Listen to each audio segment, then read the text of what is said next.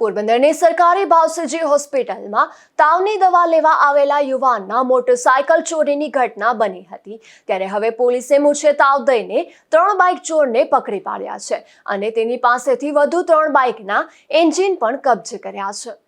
પોરબંદરના છાયા નવાપરામાં આવેલ ગોકુલધામ સોસાયટીમાં રહેતા અને સ્ટુડિયોનું કામ કરી ઘર ચલાવતા જિગ્નેશગીરી અનિલગીરી મેઘનાથી નામના યુવાને એવી પોલીસ ફરિયાદ નોંધાવી હતી કે તારીખ 24/6ના રોજ તેને તાવ આવ્યો હોવાથી દવા લેવા માટે સરકારી ભાવસીજી હોસ્પિટલ ખાતે બાઇક લઈને આવ્યો હતો અને હોસ્પિટલના ગેટની સામે બાઇક પાર્ક કરી અને દવા લેવા માટે ગયો હતો।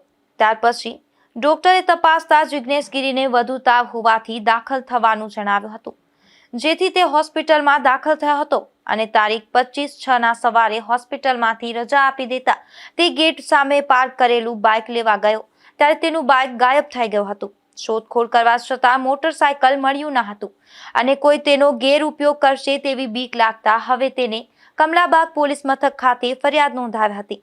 બાદમાં પોલીસને બાતમી મળી હતી કે પોરબંદર એરપોર્ટ સામે એન.કે. મહેતા હોસ્પિટલના આગળના ભાગે આવેલ ઝૂંપડા સામે એક મોટરસાયકલ સાથે 3 શંકાસ્પદ શખ્સો ઊભા છે, જેથી પોલીસે આ શખ્સોને ઝડપી લઈ પૂછપરછ કરી હતી ત્યારે તેની પાસે રહેલ કાળા કલરનું મોટરસાયકલ તેમજ 3 એન્જિન કબજે કરી બાટવાના દેવા બાબુભાઈ પરમાર અને રાલિયા રંજાલાભાઈ જમેરે તેમજ એક સગીર વયના કિશોરની પણ ધરપકડ કરી કાર્યવાહી હાથ ધરી હતી।